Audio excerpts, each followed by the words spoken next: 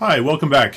So today we're going to make a procedural paintable material, and we're going to take the base level that you see here behind me, that is the demo level for the open world that's already inside of Unreal Engine, and we're going to make it look like this. And the great thing about this is it's procedural, so if I wanted to paint it, to change the landscape itself, I can go in here to my landscape, select paint. Actually, if I want to go ahead and sculpt it, I can go ahead and sculpt it. And it will automatically, procedurally put in one of three different materials. The flat is kind of a grass material. We have this kind of sandy gravel material. And then if I hold it long enough and it gets steep enough, we'll get a rock face. And this is kind of a built on what I had done before in previous tutorials with the landscape material, except this one now allows us to also paint it. So we can select it. Here's our base material that is the three materials we just saw here. And then we can add things like snow. So I can add snow to it. We can paint it with mud. We have a forest floor. We could paint it to it. And whatever you want to do. You can add many types of blended materials in here to be able to paint on top of the base material that we have created already. I can even do a mud with water in it if I wanted to. A second to catch up. There we go. All right, so let's go ahead and get started with that. Okay, so let's go ahead and take a look at the material that goes into this first. So I have quite a bit here because this is another demo project that I've been working on. We're not going to have this much stuff in here when we work on it. But if I go into materials, into my master materials, this is the master procedural material that I'm using right here. And then there is the material instance right there. And you can see that this is a regular layer blend, landscape layer blend. And then we're going to turn it into a material here. We're using material functions. This is the procedural base one that I'm using. And then the path and the snow. Here's the puddle layer that I showed you in the demo just a minute ago. And once we create the material, we then create this material instance, and we'll have a lot of different controls that we'll set up into it. And then in here, we'll be able to apply our dirt layer, our grass layer, and our rock layer, which were our base 3 that I used in the demo. And then additional materials that we can use to paint in here will also be added in. We'll be able to tile it for the close view, and then also back up here towards the top, we'll be able to adjust it for a far view as well, so that we can tile this what the player sees up close, and then you can play with the way it looks at a distance as well, so the scales will change and you can better optimize the way it looks. Of course, we're not going to get completely away from this tiling effect, even though we can adjust it for close level and far level. You're still going to have this mid-range where things are going to start to tile out, and that of course will be taken care of by any type of grass and trees, brush, shrubbery that you put in here, any of the foliage, rocks, things like that. We'll break that up. Alright, so let's go ahead and create a new project. I have one opened here already, and this is what we'll start with. If you're not familiar with being able to open up a project, if this is your first time ever, then what we'll do is we'll go ahead and open up Epic. Okay, you're going to go in and launch it. I'm using 5.4.4 for this particular demo.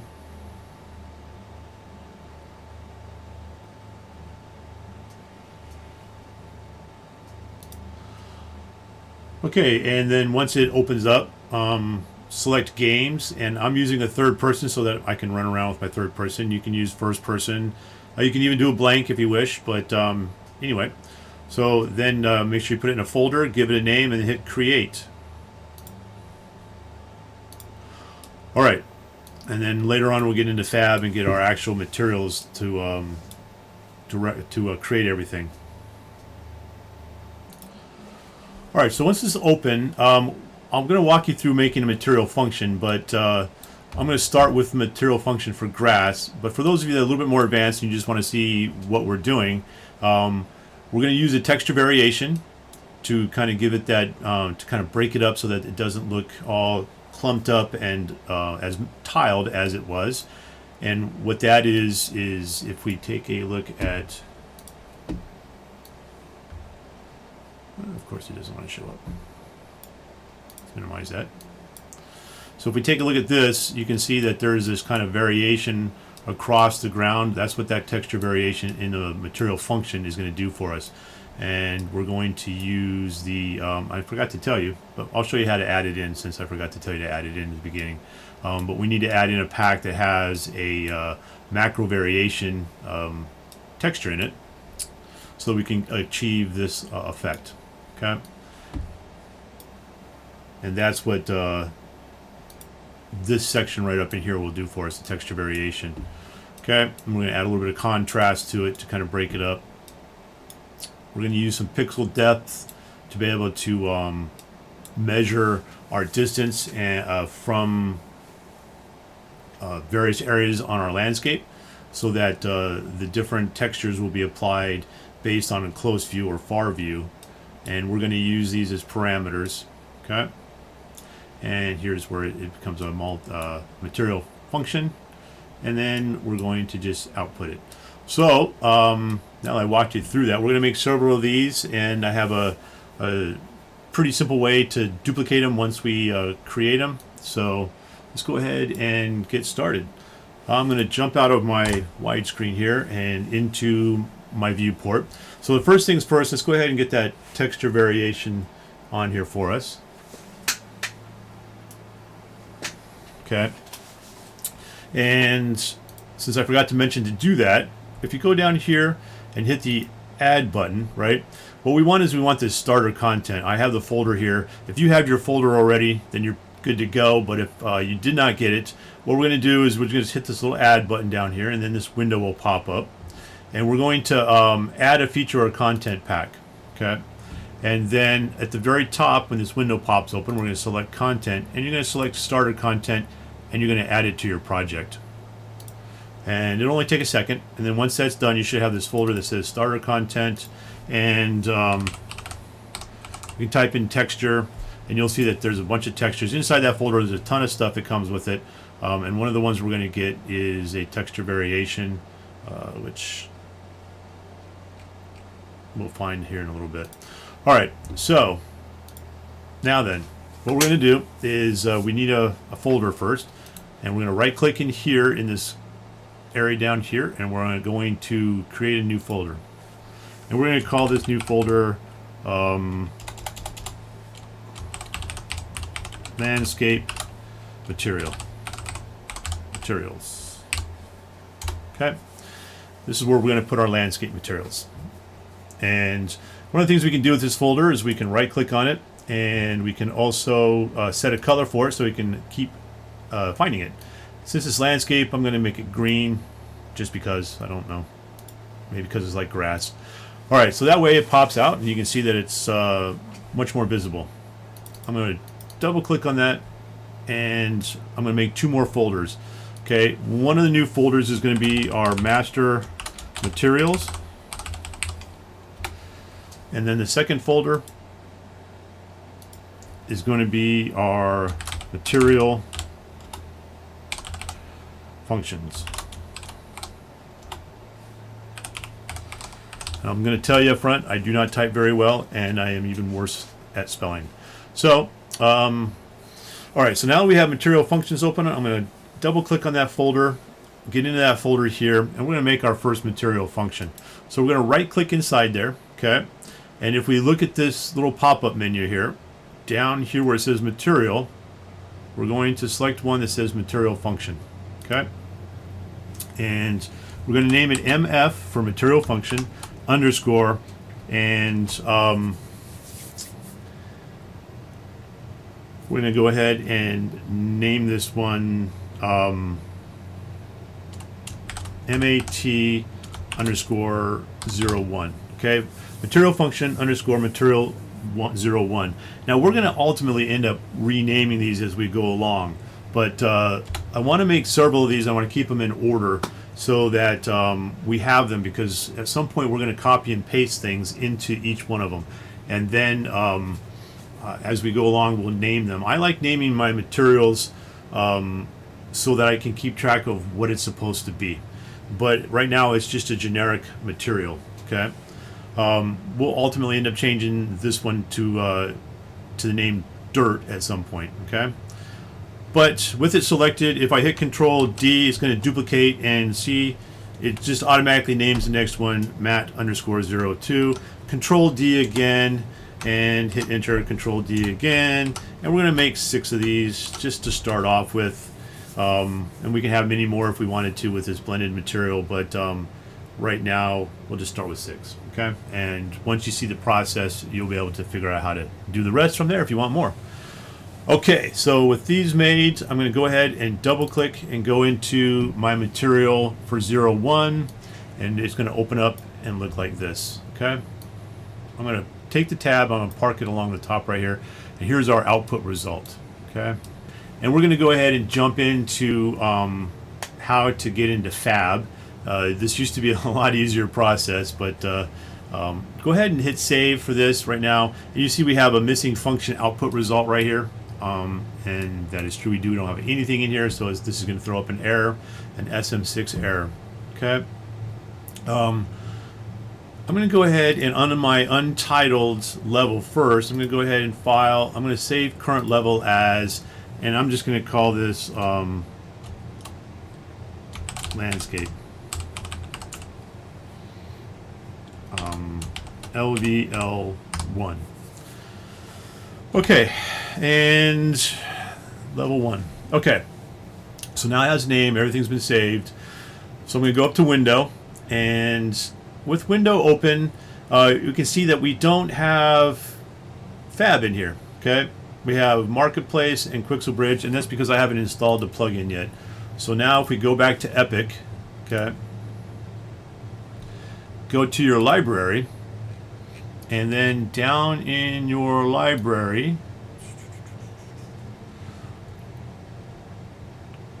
there we go, here in your Fab library, if you type in Fab, there should be the UE plugin. Okay, so I'm going to go ahead and install it to Engine, and I want it to go into the engine I'm using, which is 5.4. So I'm going to go ahead and install that. Clean up. There we go. All right. So now I should have it. I may have to restart my. Yeah, I'm going to have to go ahead and restart this project. So make sure you save it. Nope, that's not what I wanted to do. There we go.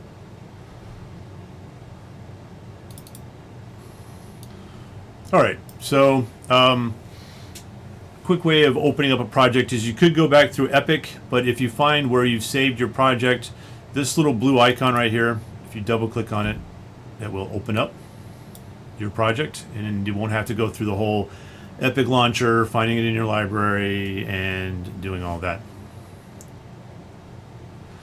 All right, now it opened up to my defaults. So let's go ahead and fix that real quick. Oh, before we do that, I got a little pop-up here. So once you get Fab turned on, you're going to get this when you open up a project with it, and you need to confirm. Okay, and once you do, that should take care of it. Let's open that back up. But we don't have our third-person map. So if we go to Edit, Project Settings, Maps and Modes, right here in your third-person map, we can find the landscape that we created, and we're going to turn that into the map that it opens to by default instead of the default minimal map or the third-person map that was opening up. And that'll be for the future, but for right now, we're gonna have to go find it anyway. So file, open level. Did not create a folder for it by itself. That's my fault. In the future, we should have done that, but we're gonna go ahead and just open it now. Okay, so now we're back to here. And now if we go to edit, or window rather, back to landscape, go to window, there we go. So in landscape, window, now we should have Fab down here, okay? And you may need to sign into Fab the first time it pops up. You can do that by clicking on the little icon up here on the right hand side, or it may come in by default. So the best way I found so far to use Fab to find materials, which are called surfaces in Quixel Bridge, is by typing in what it is we're looking for. So since my first material that I'm making is going to be grass, I think I referred to it as dirt earlier, but we're going to make grass first because that's the flat level one. So I'm going to look for grass surface. Surface, yeah, surfaces. Okay, and what should pop up is a bunch of materials. So we're looking for the little round balls here, and these are ones with the little thing up here in the corner should be Quixel, right?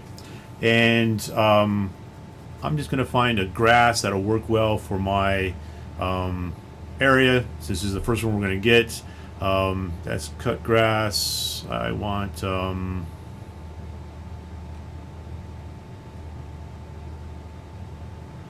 I guess uncut grass.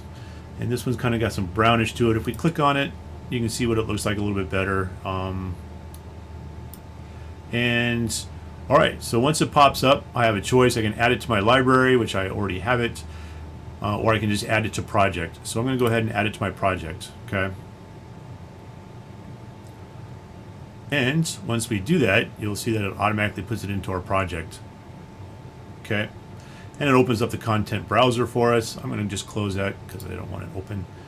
And going to go back to my landscape just to get that out of the way. Okay, so let's go ahead and start creating our material, okay? So the first thing we're going to need to do is I'm going to go ahead and right click up here and we're going to get a texture coordinate, okay? And if you type in TEXCOO, you'll get the texture coordinate we need. It should be this little node right here, okay?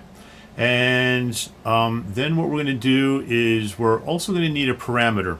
Now, the difference between a constant and a parameter, well, there's many things, but one of the things is that a constant you can use a number, and a parameter you can create as a number as well. A parameter is going to open it up so that we can modify it somewhere else in another blueprint, or in this case, it will be a material instance blueprint, and allow us to modify it from inside of there. Whereas a constant is not modifiable from outside of the blueprint, so outside of this blueprint.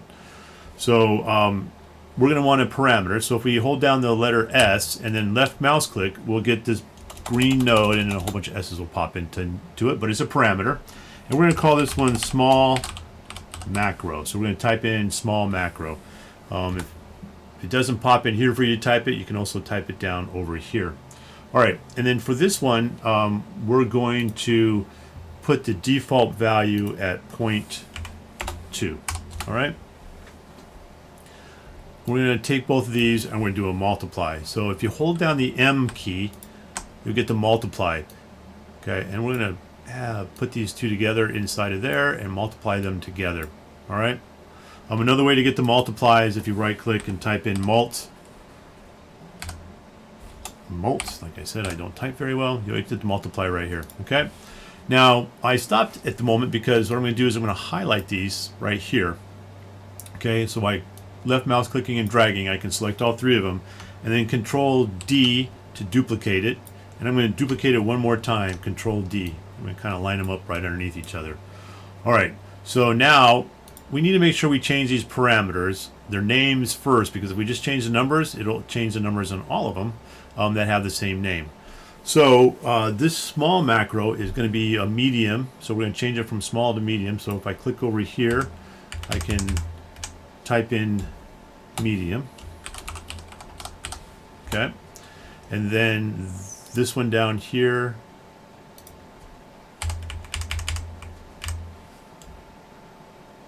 is going to go ahead and be large.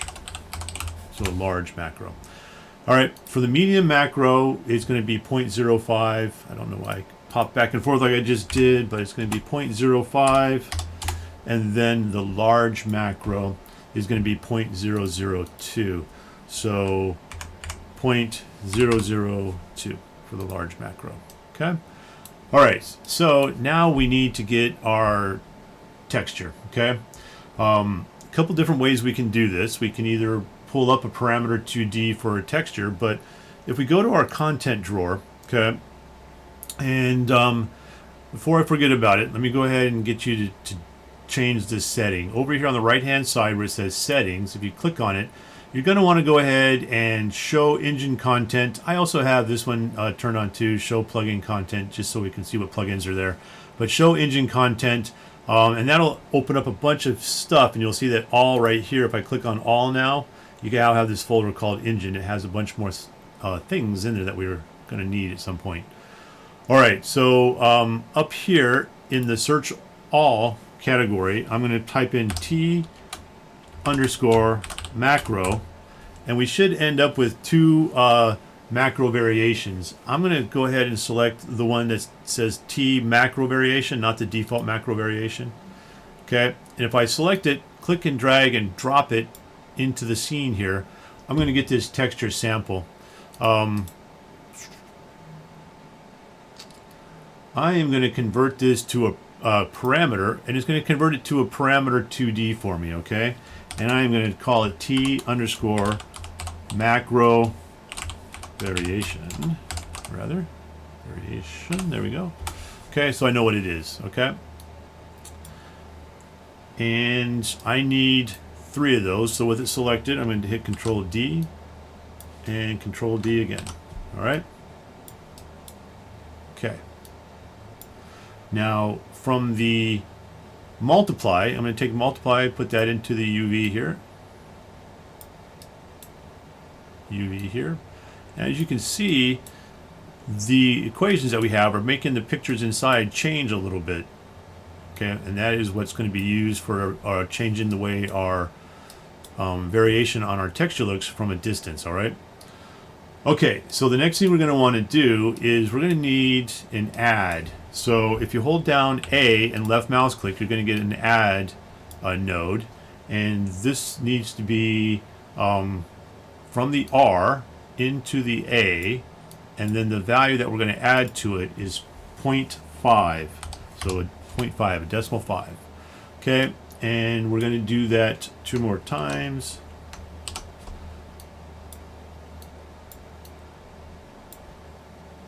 Connect them in like this. Connect them in like that. All right, now we're going to take these two and we're going to multiply. You remember what the shortcut is? Hold down the M, left mouse button, click, and we get a multiply. Okay. And then we're going to take this one and we're going to multiply it to those. So we're going to do another multiply. So M, left mouse button, click. Put those together like that. All right, so this output node, we're going to grab it and move it all the way down over here because we've got a lot of other things to do first. Okay. All right, so now we need to get another parameter, and this is going to be a 4 parameter. All right, so if we right click and type in parameter, what we want is a vector 4 parameter, and let's see if that comes up easily. Nope. Let's type in vector 4.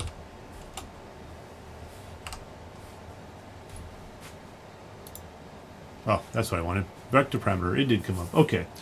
We're going to call this one texture contrast. Okay. And I'm going to just kind of stick it down here a little bit. Okay. We're going to change the color of this texture parameter here. Okay, so if I double click on it, you get this little node here. Now we could type in the number 0.5, 0.5, 0.5 for the parameter values over here to do the same thing, and then the last one will be a 1. We can also slide it up here until we get it to be white, and it's not going to do what I want it to do anyway. So let's just go ahead and type it in manually. So 0.5, 0.5, and 0.5, and then the last one is a 1. Okay, and that's going to get us most of the way there. All right, so now let's go ahead and start commenting as we go along, so we know what each of these nodes is supposed to do for us. All right, this first one, I'm going to highlight all of these ones that we did up in here, and if I hit C on the keyboard, we get a comment, and in the comment we're going to call this texture variation.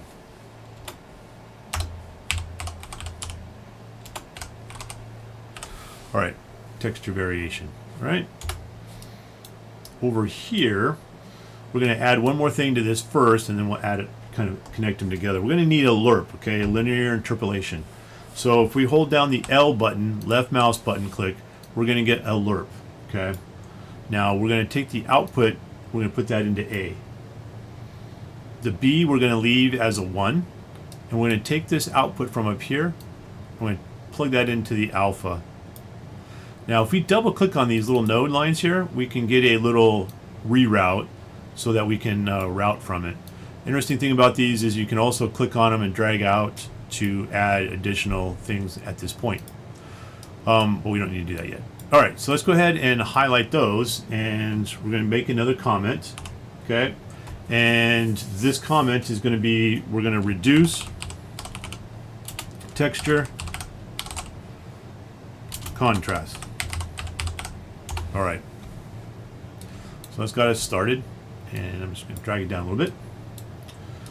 Okay, so the next thing we're going to work on is pixel depth. So, and we're going to have a math equation put in here. We're basically going to take the numbers and we're going to subtract from it and then divide it, and then we're going to clamp it in between.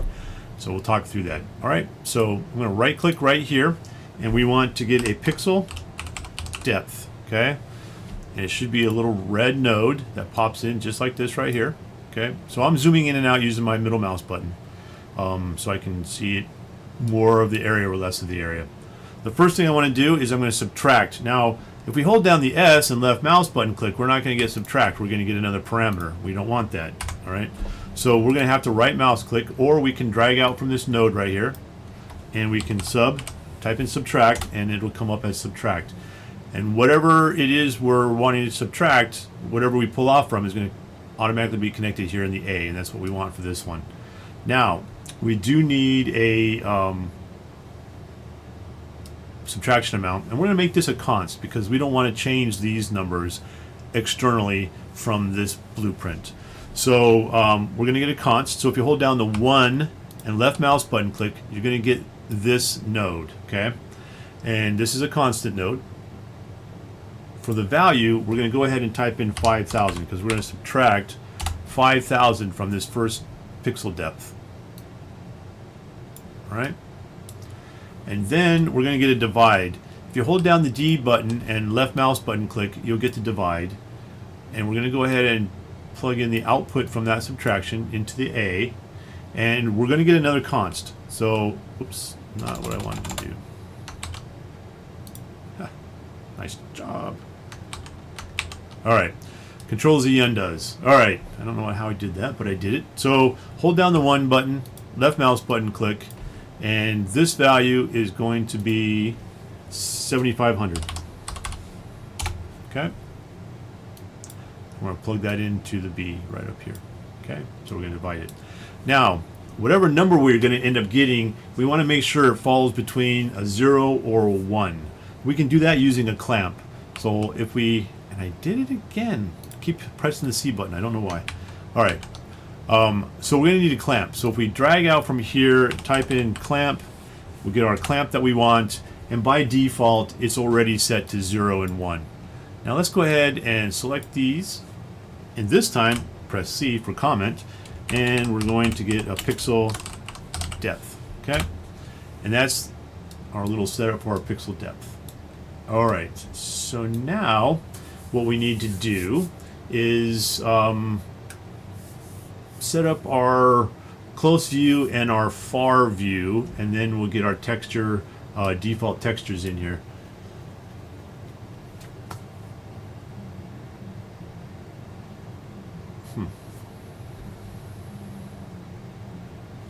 All right, so if we right click, we're going to get landscape coordinates. So landscape, and we want landscape layer coordinates, that right there, okay?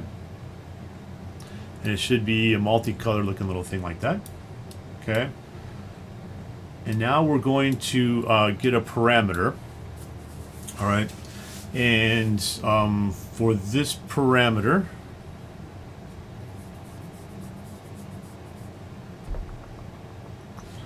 hold down the S, left mouse button click, and we're going to call this, well, since this is going to be grass, I'm going to go ahead and just call it grass tiling, okay? We got to remember what we're calling this, all right? So we're going to call it grass underscore, and this value is going to be a 5, okay? 5, not 6. And this is a value that we're going to have as a default for our parameter, but we can always come back and change that later, okay? All right, so, and we're going to multiply these two together. So hold the M and get a multiply. And we're going to comment this, and we're going to call it close view. Now remember, highlight it, and then click the hit the C button, and you'll get a comment. Okay, and the next one we're going to make is for our far view, okay? So again, we're going to get, we're going to need basically this same setup. So I can just go ahead and highlight and select those three. And I'm going to do a Control D down here. And for this, we're going to call this adjust grass. So I'm going to go ahead and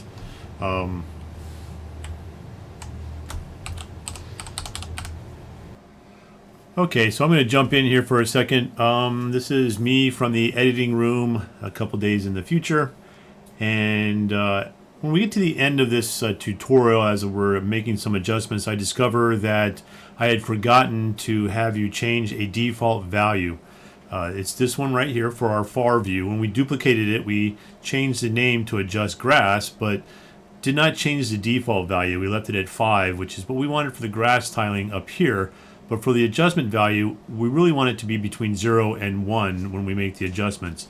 So our default value for the adjust grass needs to be 1. If you change it now, and then when we duplicate all these, it will work out. So for the grass tiling, okay, the group that we're going to put this in is called tiling, okay? So if I click down here in group, tiling, okay, and that'll be our closed tiling. And then for this right here, for the adjustment, we're going to select it, and we're going to put it in a group called adjust far texture, okay?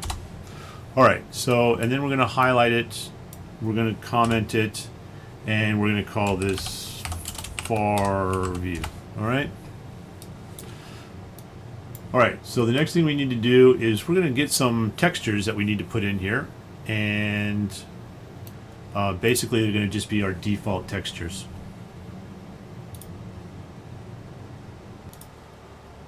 All right. So what we're going to do is remember when I told you we jumped into Fab and we downloaded some grass, right? Now is the time where we're going to go ahead and borrow some of that information from that grass that we got, okay? So if we go to our content drawer and go back into our content folder, there should be a folder called Fab, Megascans, Surfaces, and then we have our uncut grass. Wow, it really kind of goes down in there. And this was a medium level texture. You could have downloaded a higher level. I didn't realize it at the time, but that's okay. So inside of here, there are the 3 base textures, and we can see that one of them is a color map. So this is albedo or color, a couple different names for it. This purple one is going to be our normal map, and then this one right here is an ORM map, okay, which is our ambient occlusion. Ambient occlusion, roughness, and metalness is what this one is. All right, so we're going to end up making 3 things that we need to be able to use those. But what we actually want to do is if we open up the material instance right here, okay, and again, here it is right here. Over here is this parent, okay? If you click the little folder next to that, and actually, yeah, we're going to click that folder next to that. So click the little folder next to that, and it's going to open it up to where that material is, and we can see that there's several of these in here, and this is a MS surface material. If I double click on that, it's going to basically take us to that default material, and this is what they're using now to do all those things for that material to work inside of Unreal Engine the way we want it to look. But what we're interested in is finding where these base colors that they're using are located here. So you can see each one of them, and they're just kind of a representation of the color we want to use. So if we select this base color texture, the very top one where it says albedo, and then over here on the left hand side there's another little folder with a magnifying glass on it. If we click on it, it's going to take us well down into the engine, and we can see that we have a default color, a default normal, and let's see, what are they using for their, and they're using that default metallic roughness texture for this one right here for their ORM. So what we're going to do is with that selected, now we're going to go ahead and go back to our material function, and I'm going to select that default color, I'm going to select that default mask and this default normal one here. I'm going to drag those in and drop them in, and these are just texture samples. But we're going to want them to be parameter 2Ds like they have them here, okay? So, oops, lost where I was. So what we're going to do is we're going to organize these, and then we're going to go ahead and convert them.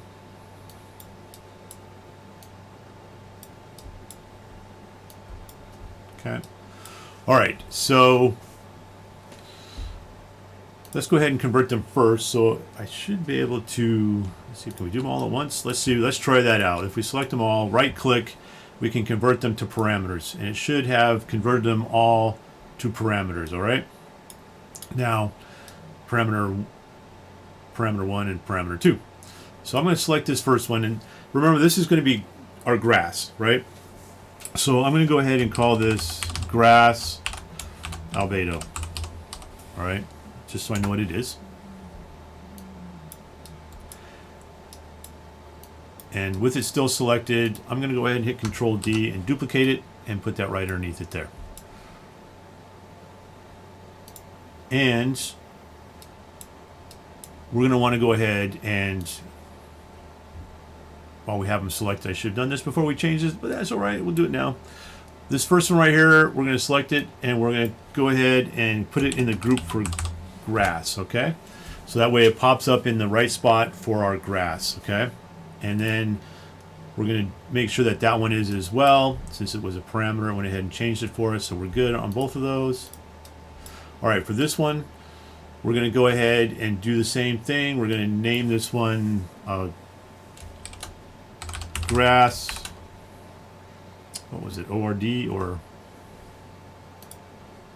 ORM now is what they're calling it. Okay, so we're going to go ahead and call this one grass ORM.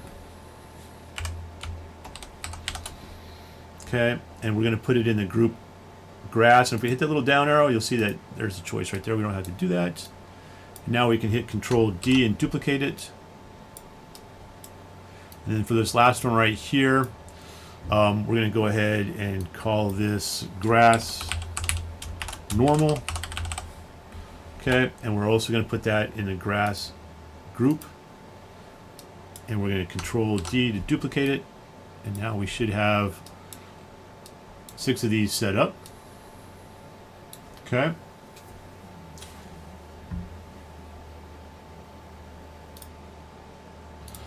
Okay, so let's just go ahead and take a look at how we're going to get all of this set up. All right.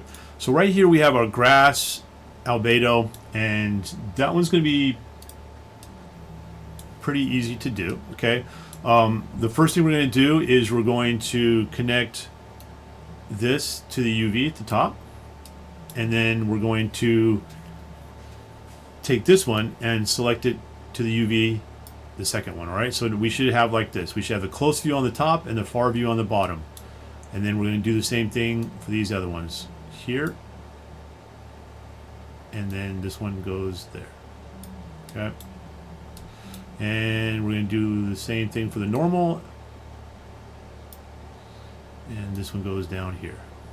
All right, so now we have these set up just like that. Okay. The next thing we're going to need some lerps, so some more linear interpolations, right? So we're going to need one here. Let's see here. We're going to actually need 3 right here. We'll talk about the reason for that in a second. And then we're going to need another one down here. Okay. And we have to keep track of which one's which for these 3 when we go to connect them to the next thing we need to connect them to. All right. So we probably want to do the alpha first, just so we can keep, well, I guess it doesn't really matter. But anyway, so the alpha is actually going to be this pixel depth. We're going to connect this into each of these alphas down here, just like this. Wow. Okay.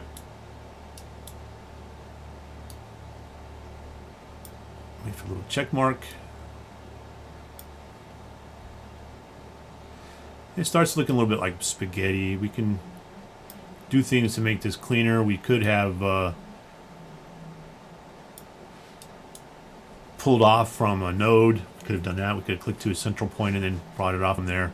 That's okay. All right, so the top one is going to go into the A, and the bottom one is going to go into the B for this one, okay? So out from the RGB for those 2. Now, the ORM, again, ambient occlusion, roughness, and metalness. If we take a look back at their material that they had here, right here for their ORM, you'll see that they have an ambient occlusion, they have a roughness, and they have a metalness. So red, green, and blue. So the ambient occlusion is red. So we're going to go ahead and for this top one, we're going to plug the red into these 2 here. Okay. That's our ambient occlusion. For the roughness, we're going to go into this. So the green ones are going to go here. And then for the metalness, it's the blue. And those are going to go in there. And then this one is going to be the same way. If we take a look at it, it should just come right out of the RGB, go right into there. So we're going to do that same thing. We're going to take out from the RGB, and we're going to put it into our lerp. Okay? Just like that. All right, most of the way there. So now what we need to do is we're going to need to include this that we did here with our color texture, right? Because we want this broken up texture to be visible so that it gives us this sort of a variation in the surface area. The way we're going to do that is we're going to get a multiply. So we're going to hit M, get a multiply, bring that out. This is going to go into the A. No, not like that. Like this. And this is going to go into the B. And we need something to plug this into. So what we're going to get is we're going to right click, type in mf_map, and we want map adjustments. I'm just going to select the top one right there. This result goes into the output result there, and you see we got an error because we have all of these things that are not connected up. This is our albedo, so it's going to go here. Okay.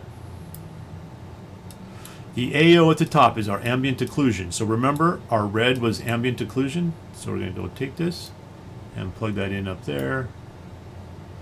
Okay. And then the roughness, which is this one right here, is our green. So that's going to go onto roughness. This one, our blue, is going to go up here to metalness. Plug that in there. And then our lerp, our normal, take that, plug that into here, into our tangent normal, right there. So then we have this rotation right here. And what we're going to do is we're going to make a another parameter. So remember the shortcut key, S, left mouse button click. We're going to call this grass rotation. We're going to put it in a group. Okay, so don't forget the group. So over here, we'll hit the down arrow, select grass. It's going to go in the grass group for this one. And we're going to plug it in there. And all of our errors should go away. And this is our first material function. And we should end up with something like this. And you can see some of the texturing happening on there. Okay. All right. So that is our first material function done. Okay, so let's go ahead and do a file, save all, make sure we have it all saved. Now, the next thing we need to do is we're going to go into our little search bar here. We want our Notepad, okay? So we're going to open up Notepad, and I don't know what that is. Okay. Oh, that was license text. Ah, interesting. All right. We'll just get a new tab. There we go. Close that one. All right, so have an untitled one here, okay? And we can always save these if you wish, or you can come back and do it again at some other time. So what we're going to do is I'm going to move that out of the way for a second, and I'm going to highlight this entire thing right here, okay? Except for the output node. We do not need the output result selected, okay? So I am going to do a Control-C and copy all of that. And then here into my Notepad, Control-V, okay? And this is that entire blueprint written into Notepad, okay? And I'm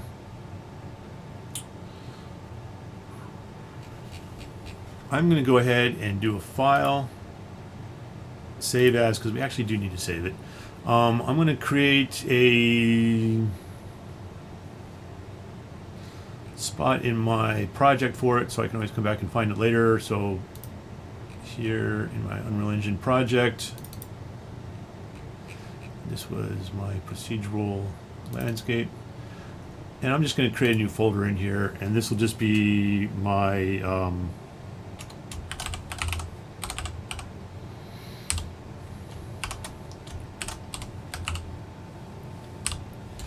all right, my material notes. I'll call it something like that. You can call it whatever you want at this point. And then I'm going to go ahead and save this as grass. Okay. All right. So now I'm going to go ahead and do a Control-A. And by doing a Control-A, that'll select everything. I'm going to open up a new tab, and I'm going to do a Control-V. Okay. And then Control-F will open up Find, and I'm going to type in grass, okay? And I want to do a Find Replace, actually. So I'm going to replace the grass with, for this first one, I'm going to call dirt, okay? So I'm going to replace it with dirt. So find all the spots where it says grass and replace it with dirt. I'm going to do a Replace All, okay? And then I'm going to do a file, save as, and I'm going to change this one from whatever that is to dirt. Okay. And now what I'm going to do is I'm going to do another Control-A to control all. I'm going to do a Control-C to copy it. Move that out of the way. Go back into my content drawer. Go in my content, go into my landscape materials, my material functions, and while I'm in here, I'm going to go ahead and change mat01 to mf_grass. Okay. And then material 02, you can also hit F2 to be able to change the name. I'm going to go ahead and change this to dirt. I'm going to open up the dirt, zoom out a little bit, move everything over, and I'm going to do a Control V. And if this worked correctly, everywhere that it said grass should now be changed to dirt. So we have dirt, dirt. We have dirt tiling. The groups that they're in should be dirt or tiling. That one should actually be in tiling. For that, this one should be in adjust var texture. Just dirt should be adjust dirt. Okay, any of the parameters that should be in dirt. That should say dirt as well for the group. So everything should have changed to dirt. Now I'm going to grab this output result and connect that up. All right. Okay. So there we have our first one done. All right. So save it. Okay. We'll do a file save all. So that's the first one done. So let's go ahead and do it again. All right. So now if I go here into this one here, the next thing we're going to want to do is we're going to want to create rock. Okay, so we've got dirt selected. So just to make sure I still have it, I'm going to go ahead and do a Control A for dirt. I'm going to do a Control C to copy it. I'm going to go ahead and add another one. Okay, I'm going to Control V, and instead of grass, I'm going to find dirt. And oops, I changed dirt to dirt. I'm going to go ahead and change dirt to rock, and I want to replace all. Okay, I'm going to go ahead and file, save as rock. Okay, and Control A again, and let's see if this worked. Control A, we're going to go ahead and change material 3 to rock.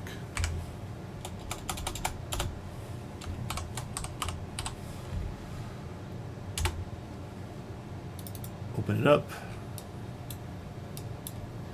Control V, and all of these. Oh, okay, it still says dirt. So clearly I didn't do something right. Control Z, undo that. Go back over here. So everywhere that it says dirt, I guess I probably needed to select it all. So where it says dirt, it should change it to rock. I'm going to do a replace all. Do a save.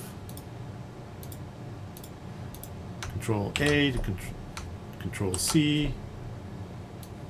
Maybe that's what I forgot to do is Control C. Control V. And now it should say rock. There we go. Everything should be saying rock. We should have rock here. And we're good. Now we're going to go ahead and connect this up.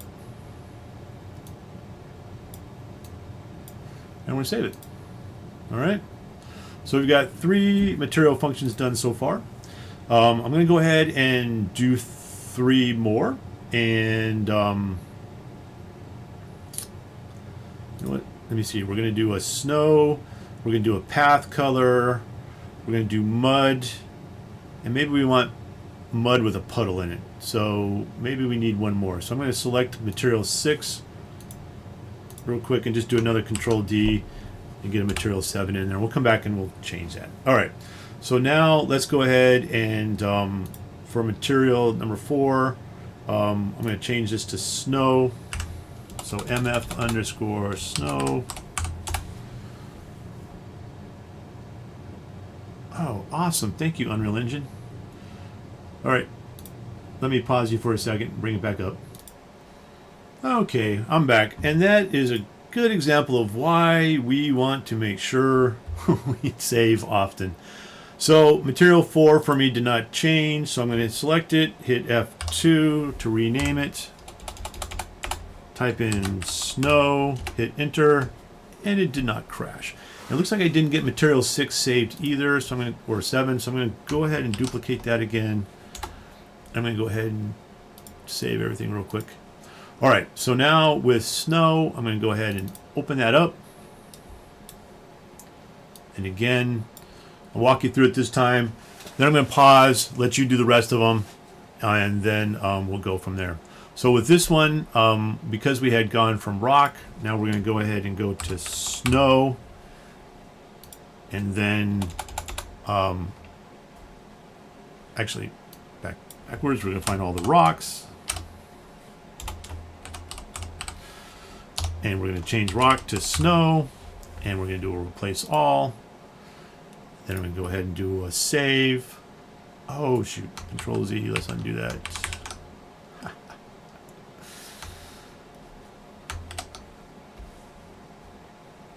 All right, my bad. Helps to change it. Now we could have gotten away without having to do that, but anyway, let me go ahead and save this real quick, or let's go ahead and add a new one. There we go. And now we're going to do a Control B here. We're going to find all the rock. We're going to change it to snow. I'm going to do a replace all. I'm going to close that one so I don't save it. All right, and this one right here, I'm going to change it to snow. We're going to do a save as snow. All right, and this one should have selected it all. So I'm going to Control A. See how easy it is to get mixed up. Control V. And it did not work, so Control Z. So I'm going to find all the rock, change it to snow. We're going to do a replace all. Control A, I forgot to copy it. That's what happened. Control C. Control V. Now it should all be snow. It is. And we're going to connect the output. Do a file, save all. Okay, so now we have snow. Done. So like I said, snow. I'm going to do we're going to do a snow, we're going to do a mud, a path, and a mud with puddle. So they're all going to be handled the same in the material function. So go ahead and do that. So what I want you to do is change this one to path. It should be MF path. Okay. And for path, we're going to put in, wow.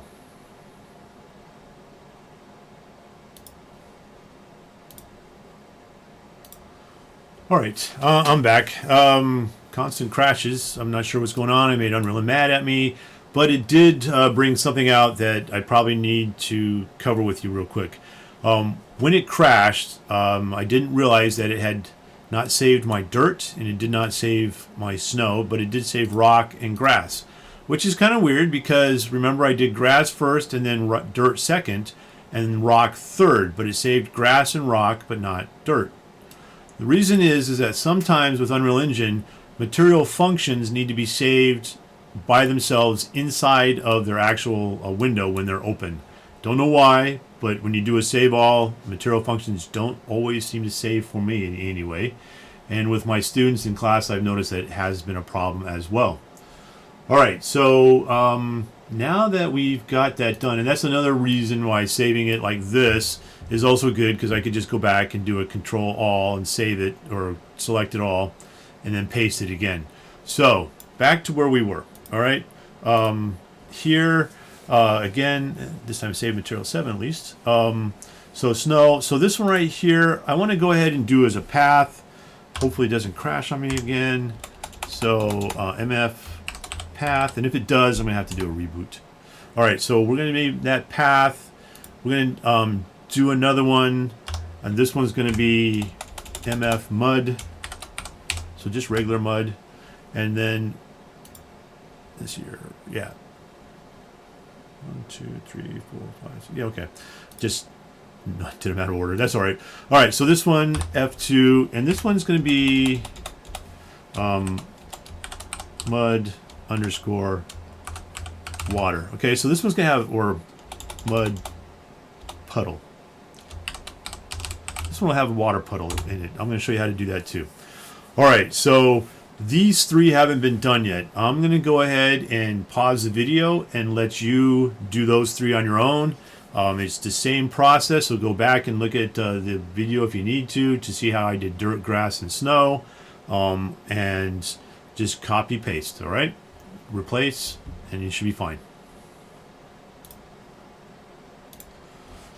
Okay, welcome back. Hopefully you got that done okay, and you've got everything all the way up through mud puddle.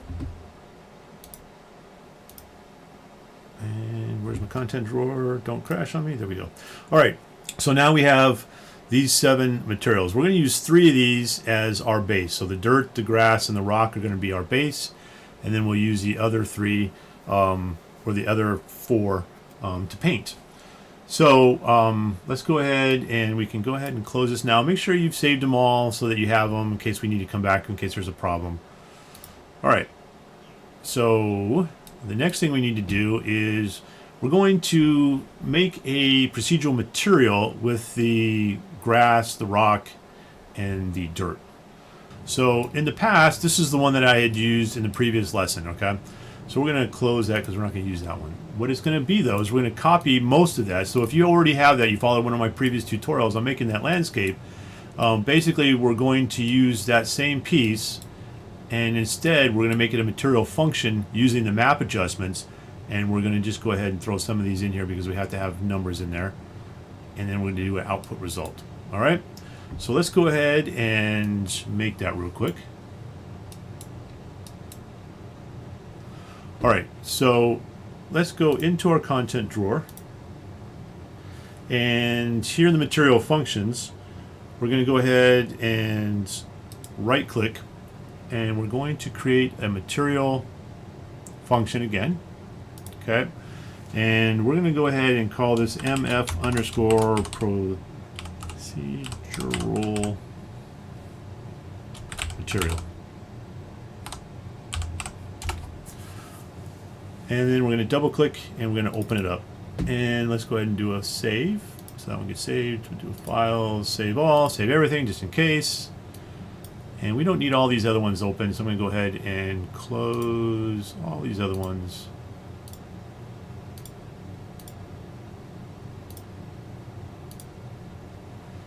Don't need that example open anymore, or that, or that. Okay, so what we're going to need to do is we need to break materials. So we're going to go ahead and right click and we're going to break material attributes. We want this one right here. And we're going to need this 6 times. So I'm going to zoom out a little ways, kind of drag that one up here. Control D, Control D, and then Control D, got all 6 of them. Okay. So now what I need is up here on the top, because it's going to be our flat one, we're going to grab this material function and throw it into here, and this is going to be grass. I'm going to grab that. I'm going to plug it in right here. Okay. And then the next one we need is rock.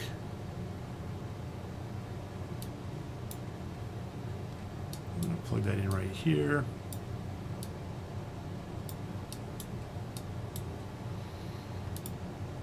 And then the last one we need is dirt. And we're going to plug that in right there. Okay, and then I'm going to just go ahead and select those 3, marquee select them. Down here, I'm going to do a Control D, duplicate them, kind of line them up across, and go ahead and plug them in.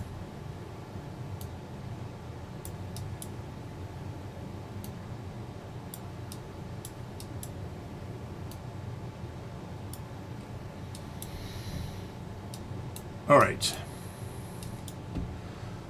so let's go ahead and right here we're going to right click, and we're going to hold down the L because we need a lerp. Get a lerp.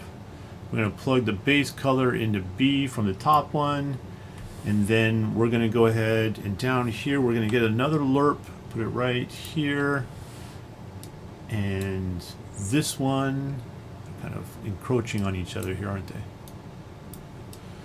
This one, I'm going to go ahead and take the base color and plug that into A.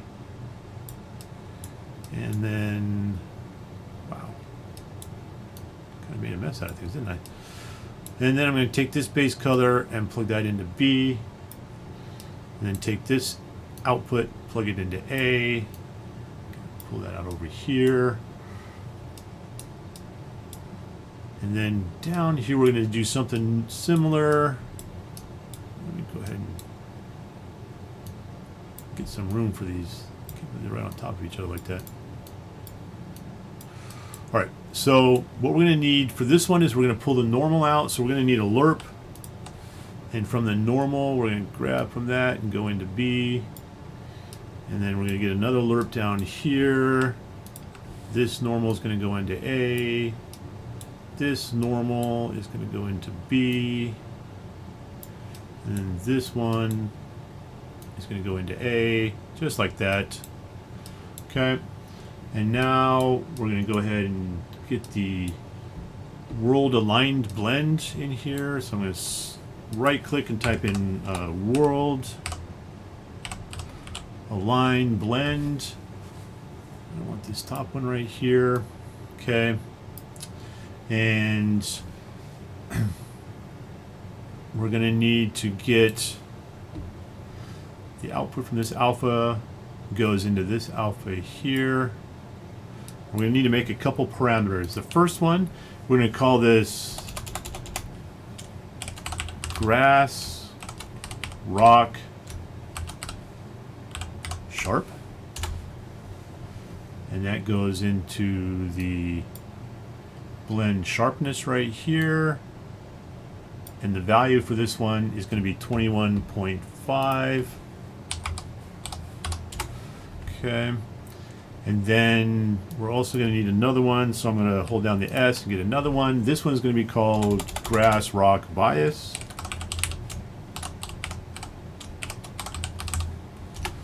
Okay. The value for this is going to be negative. So a negative 9.3. And that's going to go into the blend bias right there. Okay. Now then I'm going to select those three. I'm going to come down here. I'm going to do a Control D. Now, what we need to do first is change the names of these, or else we're going to end up changing all of the values we just put in. So this top one is now going to be rock, dirt, sharp. So I'm going to get rid of the grass. I'm going to type in dirt, rock, dirt, sharp. And the value for that is going to be 23.15. Okay. And then this is going to be rock, dirt, bias.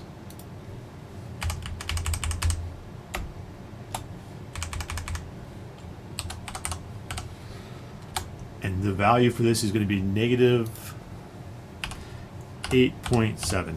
All right. And that stays in the same spot. And then the alpha goes into the alpha there. All right. So now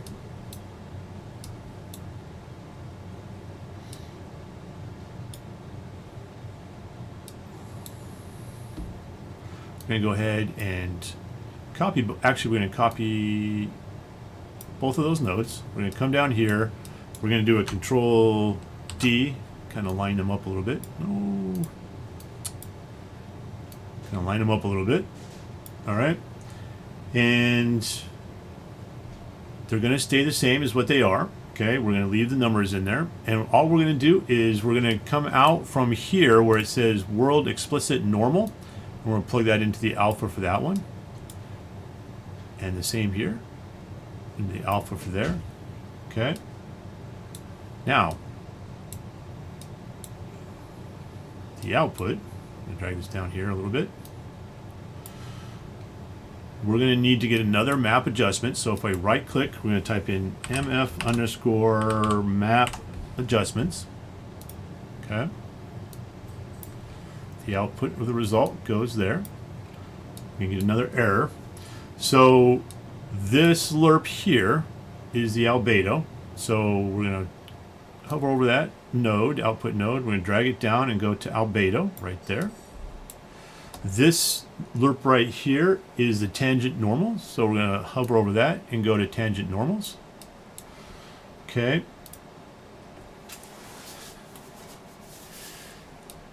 And let me just double check something real quick.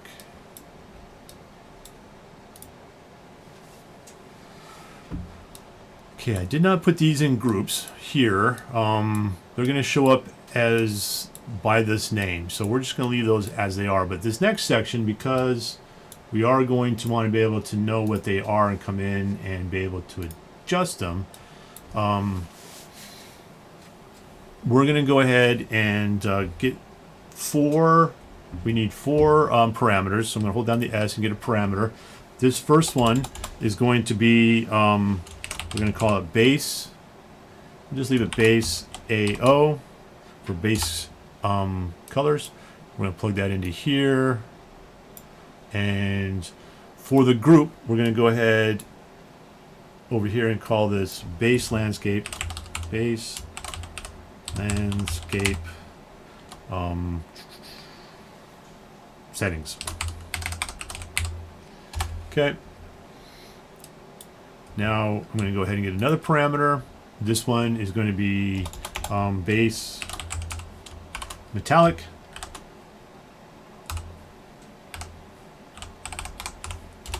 Okay. Plug that in. And then another parameter. Oh, go back real quick. The group is going to be base landscape settings. This parameter is going to be base roughness. Okay. It's also going to be base landscape settings. It's going to go up here. And then we're going to need a base rotation.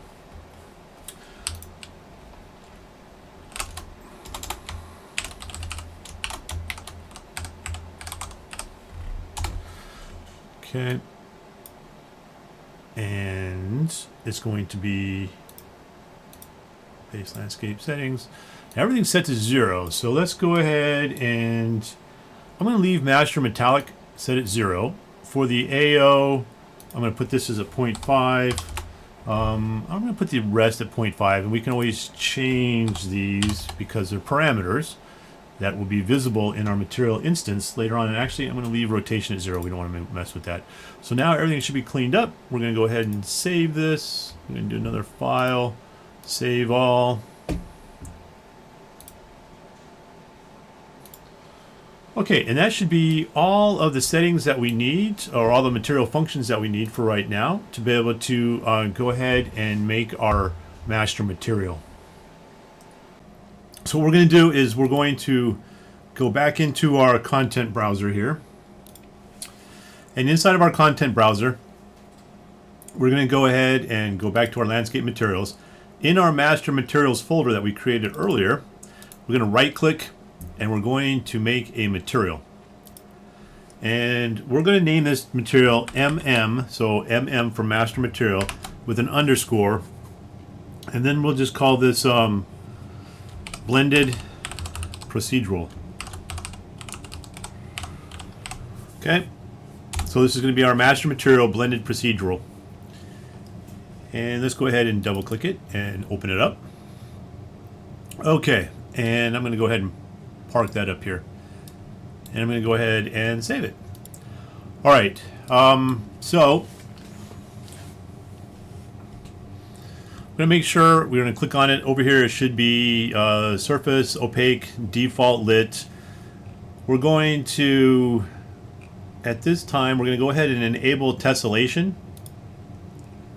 And then we're also going to use material attributes. What that's going to do is that's going to take this entire material and it's going to shrink it down to just one little looking node, something like that. Okay, and that way in the future we don't have to connect up everything. It'll just use all the material attributes. Okay, so now the next thing we're going to want to do is we're going to go ahead and open up our content drawer, go back into our material functions folder, and we're going to grab all of these material functions and we're going to drag and drop them up in here somewhere. Okay. All right, and I'm going to kind of put these in order for myself. So, and actually, I just see, so, okay. These three right here are grass, our dirt, and our rock. We don't really need these back in here because we already have them here in our procedural material. So I'm going to select those three and delete them. But one thing to note is you could always, if you wanted to have a rock or dirt or grass as a master material that you can paint, you could always put these back in there, especially if you wanted to maybe go in and change the, or expand the rock. This rock will match the procedural material rock that you have in here already. Anyway, but for now, I'm going to go ahead and delete those. This procedural material I'm going to put right up here at the top. And then the other ones, let's see here, I feel like I'm missing something here. Let me see, we got snow, path, mud. All right, yeah, so we just have just these few. All right, so I'm going to put the path right here. I'm going to put snow underneath that, and then the mud and the mud puddle.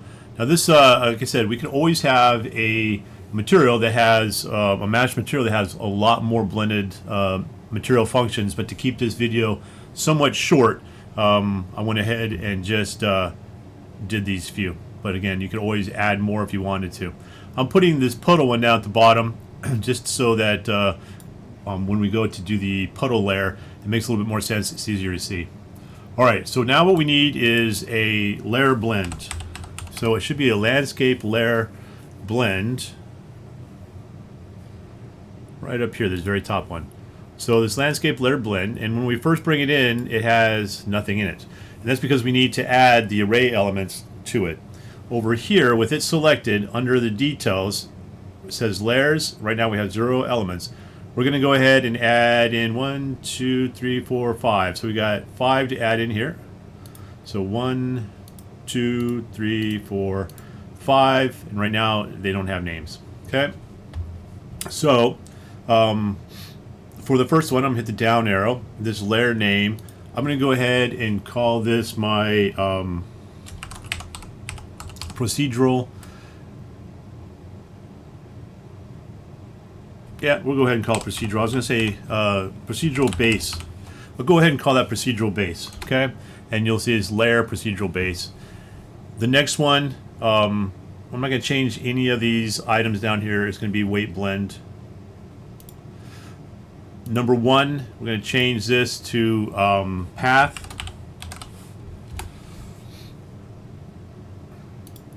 We're going to change the next one to snow.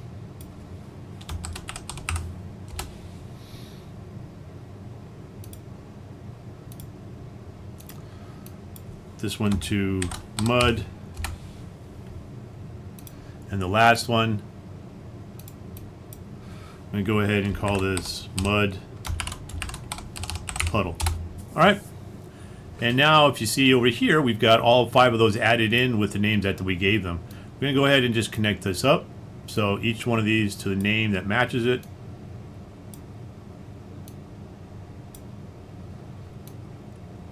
And actually this one, we need to do something with it first. What we're going to do is we're going to take it, I'm going to pull it off to the side a little bit. There we go, constant 3 vector. That's what I want right there. So I'm going to grab this constant 3 vector. This is what's going to give us our puddle color, so the color of the water liquid that's going to be in the puddle. And the color I have is kind of this, kind of a, I guess, a darkish, kind of murky green looking thing. So by selecting over here, I can either select this color and I can just kind of move it around until I get the color that I want. It's a little bit darker, kind of murky looking greenish thing. Maybe something like around that. Okay, these are the RGBs that I'm using for that. It's similar to the color I used in the demo earlier, so it's close enough. Okay, and then we're also going to need to right click in here, and I'm going to get MF puddle layer. So we're going to get a material function puddle layer. It's already got everything in it for us. I'm going to go ahead and connect that up to the MA, and then this to the vertex colors, and then this will go into the puddle layer, just like that. Okay, and you can always come back in and change this color, and we may want to I'm going to convert that to a parameter, and I'm just going to call this puddle color. And that way it'll get exposed to our material instance. It may have still been, but I'm not 100% sure it would be. This I know will be, so it'll be in our material instance, and then inside of our material instance, we'll be able to adjust the color for the puddle. Yeah. And I think that'll probably be good. Okay, so now that we have all of that done, let's go ahead and take this output and put it into our blended procedural material attributes. And for when we over here, I didn't really kind of get on to what we were doing, but again, we shrunk it down by using this checkbox here, material attributes. If you wanted to have it expanded back out, you could always do that, but then we'd have to break the materials and get it all connected in. And then the reason why we turned on enable tessellation is so that we can convert our landscape to nanite, and then we can use the tessellation to be able to give our landscape more detail. From the increased number of triangles, we can bump that up and give it more of a three-dimensional look. And I'll show that to you once we get that far. All right, so now we've made this. Let's go ahead and save it.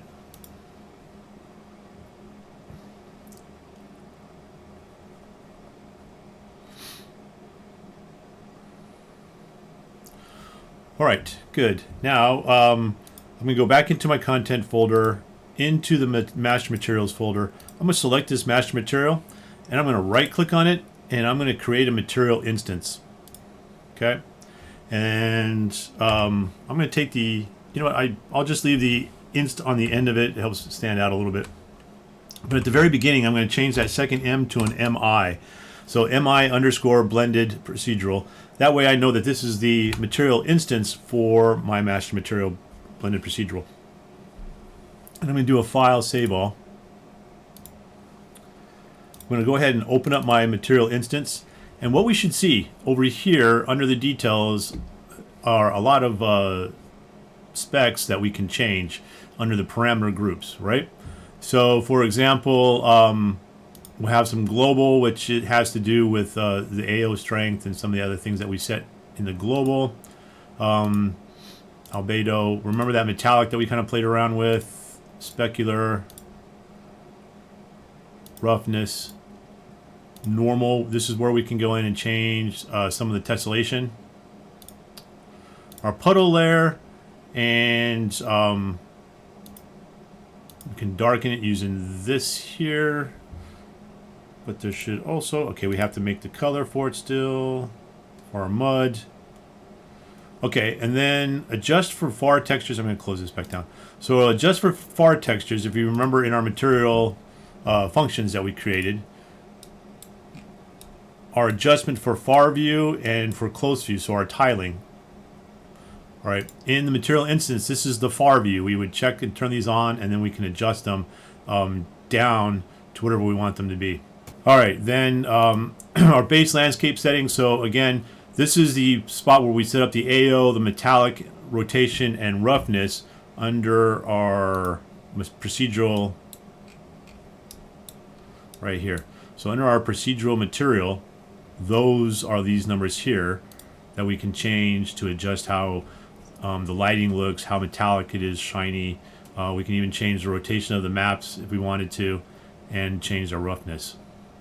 Now, next we're going to get into dirt. This is our first albedo, and these are where we're going to put our different texture maps that we're going to get from the materials that we're going to download from Fab. Okay, so those surfaces, like we did with the grass, we're going to do the same thing for the rest of the materials we need.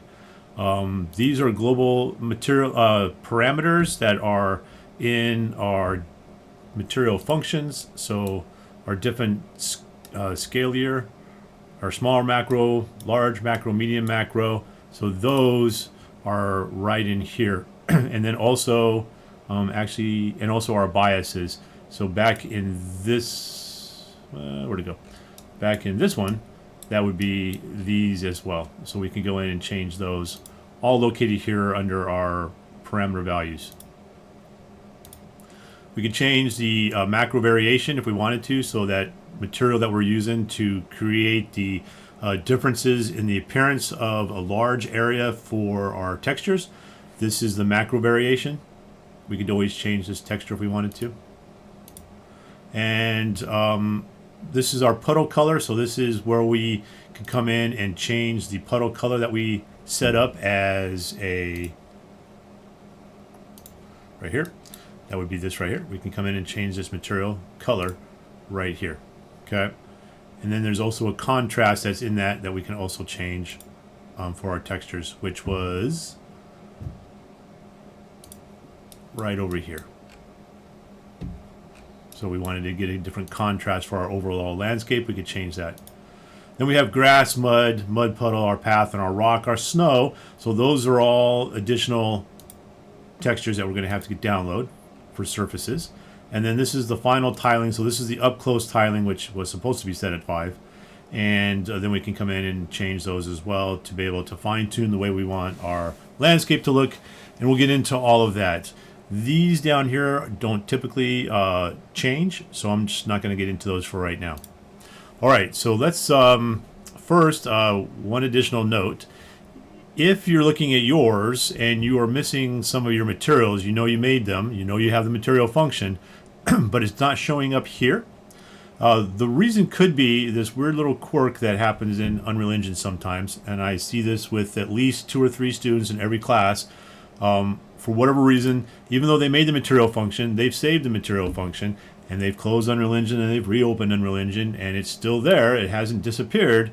For whatever reason, their material function isn't feeding into their materials. So the best way to do that is to see which of your materials are missing for your landscape.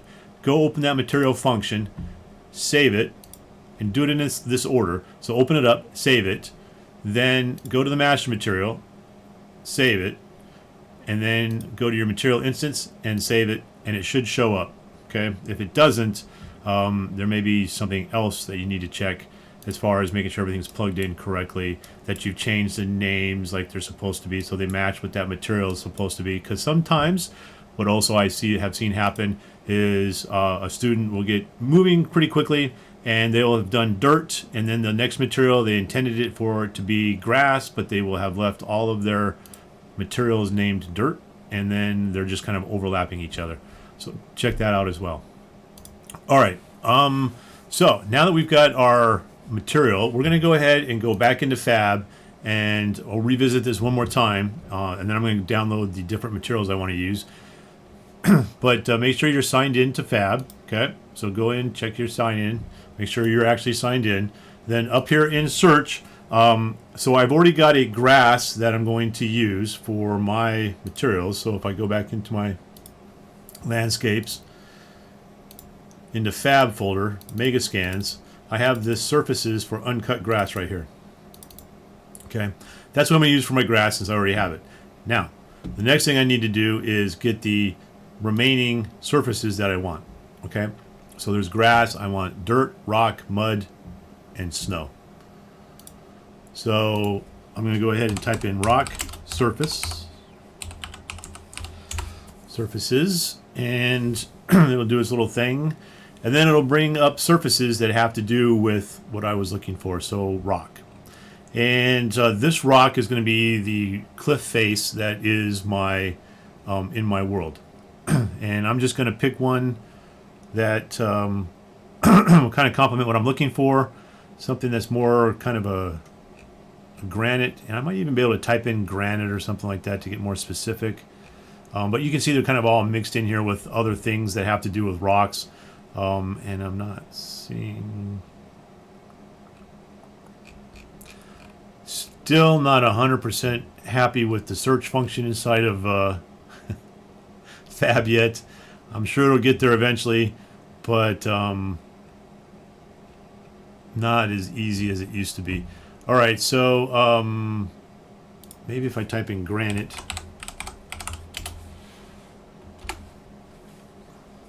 There we go. All right, so it's a little bit closer to what I was looking for. And I'm just going to go grab this first one right up here at the top, granite rock. I'm not going to dig around too much. All right, so looks like it's probably got the look that I want for it. I'm going to go ahead and just add it to my project since I already have it in my library.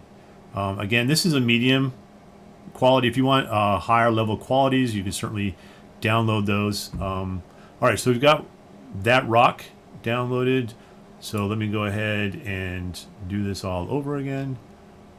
Back out of this. Now I want, I also wanted a path. So path surfaces. I don't know if there's actually one called a path, but we'll see. Oh yeah, there's a trampled forest path. And there's a forest path. I think I'm going to, I don't know, trampled sounds promising to me.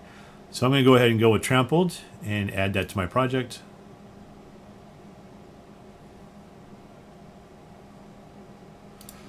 And then I'm also going to need snow. And excuse me. There was a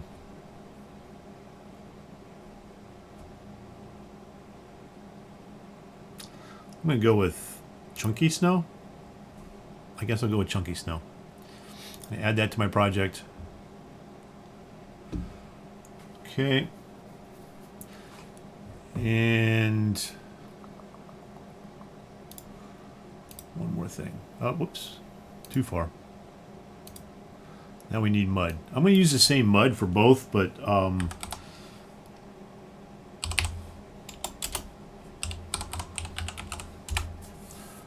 okay, mud surfaces and well,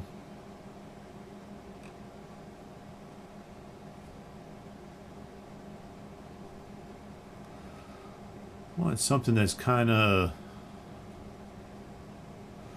little bit of texture to it, so it's easier to see. Maybe something like this.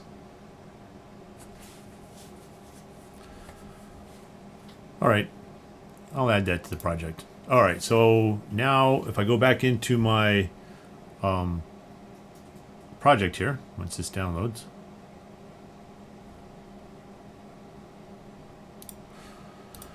okay, go back to my content drawer. I have snow, rock, mud, path, grass. Oh, you know what I'm missing? I'm missing dirt.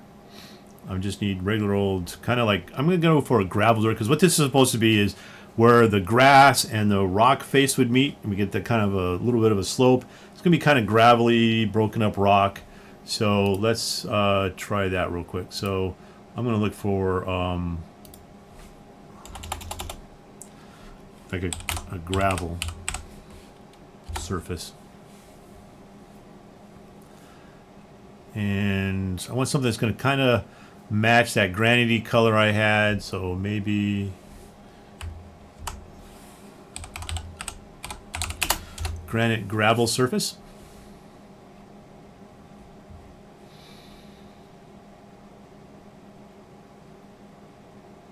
That didn't really seem to help much. So the granite color was more like this.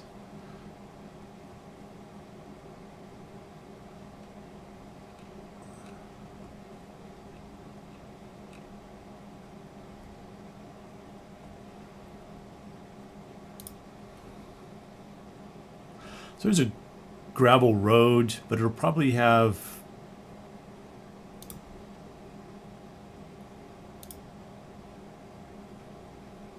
not really what I'm looking for. All right, so in the interest of saving time, I'm just going to go ahead and grab something that kind of looks like it'll work.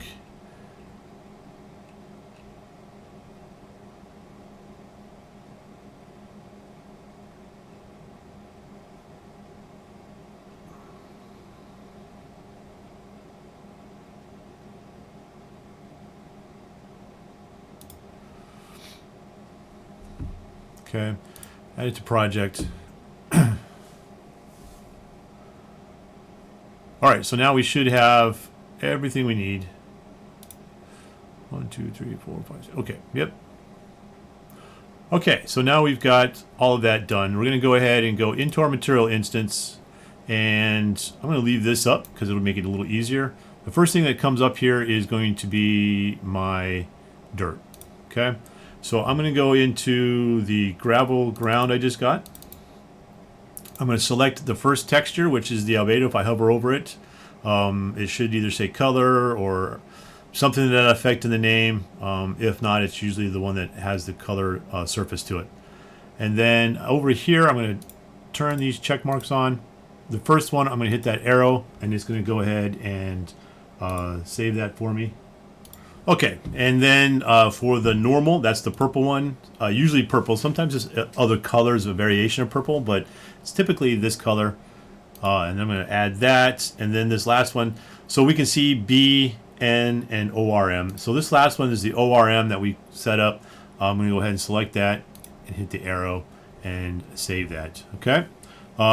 We can also see that we have this dirt rotation. So if we wanted to rotate the angle the way the textures are on our surface, we could just do it individually for each one here. Okay, but we're not going to do that right now.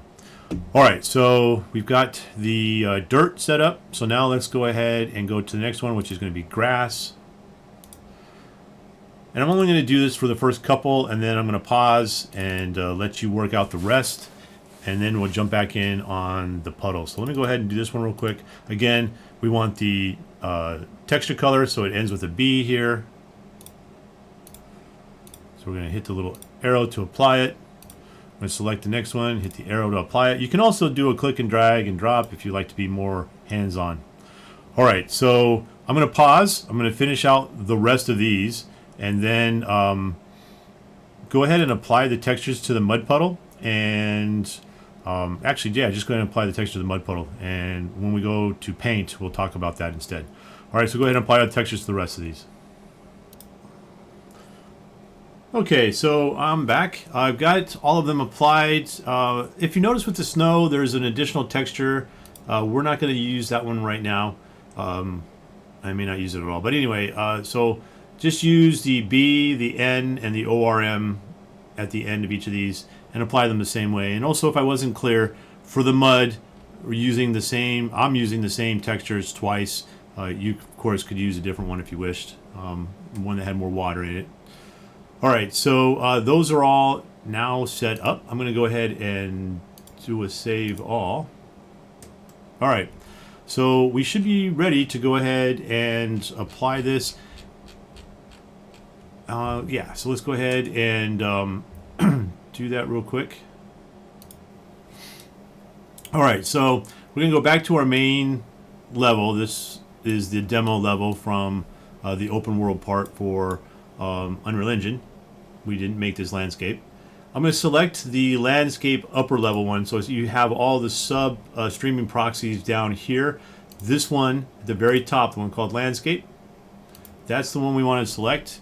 And then over here, this is where we're going to put in our material instance that we just created. So back in our content folder, back in our landscape materials, master materials. So this landscape instance, two different ways to get it in there. We can click and drag and drop it. We can also hit the arrow that's right here and select it once it's there. Okay, and it's going to do this weird thing to our world. It's going to make it kind of funky. All right, and it kind of has a glowing weird effect to it. So now with that done, what we're going to do is we're going to go up here to where it says selection mode. We're going to hit the down arrow. We're going to select landscape. And I'm going to grab my landscape. I'm going to move it over here with these so they're all in the same section. I don't have this extra one hanging out there. All right, so what we're going to do is we're going to go to paint. Okay, so we're going to select this little tab that says paint right down here. And then all of our materials should be moving in down here. All right, so the reason that we put our procedural base at the very top here in our blend is so that it is going to be our base material for our entire world when we first bring it in. All right. The reason why nothing is showing up right now is because we actually have to assign them information. See right here it says this layer has no info assigned yet. So we're going to do that. We're going to select the first one, the procedural base, and we're going to hit the little plus arrow next to it. And we're going to select weighted blend layer. This is going to pop up. It will create a folder that's called landscape level 1 shared assets. Okay, whatever your landscape is named, and it'll have shared assets at the end. We're going to hit save. Okay, it's going to do its thing for a second, and then it's going to pop in, and right off the bat we should see that our blend has taken effect, and everywhere that we can see now has our base material assigned to it. We're not done yet. Let's go ahead and finish up the rest of these first though. Alright, so with the path we need to do the same thing. Okay, we're going to do another weighted layer blend. Okay, and then what we need to do is when this little window pops up right here, it kind of just stays there until you click off. So I usually just click kind of in here to get it to go away. We're going to do the same thing for the mud. Yeah, both of these are going to be weighted because we're going to change our surface area. And then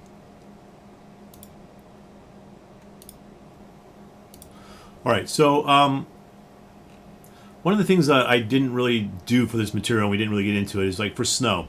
So when we do the weighted blend, when we select it, it's going to basically replace the material that we have already on it, okay? But if we did the other, the additive, basically it'll apply it sort of like laying it over the top of existing material, and the snow will kind of take that effect too. So if you had a bunch of rocks and things like that and you wanted that to kind of show through the snow, that's one way to do it. You can also do that with mud. So if you wanted to have a mud layer that you could paint on over the surface of roads or paths or something like that without changing the base material underneath it, you could have another material function that you've created that's called something like mud over, and you can paint it over. I've done that in the past. I didn't set that up this time. Alright, so now as you can see, our little gizmo here in our viewport has changed from being red to being white, meaning that we can go in and I can select something and we can paint it in. So if I wanted to create a path, for example, down here, you know what, there's a good spot over here. It looks like there might be, maybe this would be a walking path. So I could go here, I can change my brush size. I can also change my fall off so that it has bigger or smaller fall off. So this is going to be kind of a warm path. If you see, the little inner circle is now wider, and the outer circle, the distance between those two is less, so that basically now I have less fall off. So I could now just go ahead and paint it. When I first start to paint, you get this little grid looking thing that happens, and then I can go ahead and start painting in my path. Okay, so now I can paint a path material if I wished. You could also use splines, which will be a future video. I do have a video already about splines for making roads and fences. We can also apply path material to that as well, in kind of a different way. Also PCG, I will admit I'm a noob to PCG, and but I will be putting together something on PCG here in a little bit as well. So again, you can see that we have our texture working here. For our mud puddle, for example, if I go to mud puddle and select it, when I go to paint, I'm going to go ahead and shrink this down a little bit more even. Maybe I have a little mud puddle running along here. Again, we're going to get that little kind of change.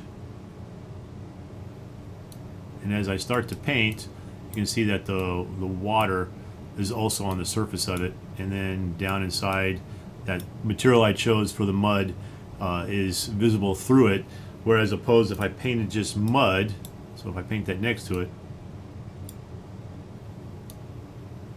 you can see that it is not like that at all.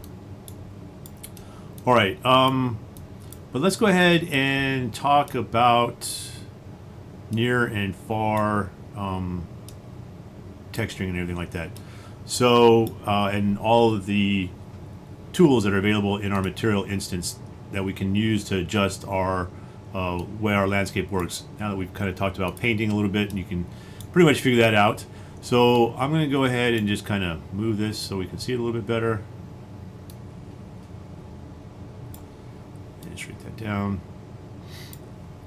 All right, so I'm going to hide these, and we can always come back and change these for other materials if you're not liking the way it looks. All right, so let's talk about adjustment for far texture, and also the way that our tiling works here for close.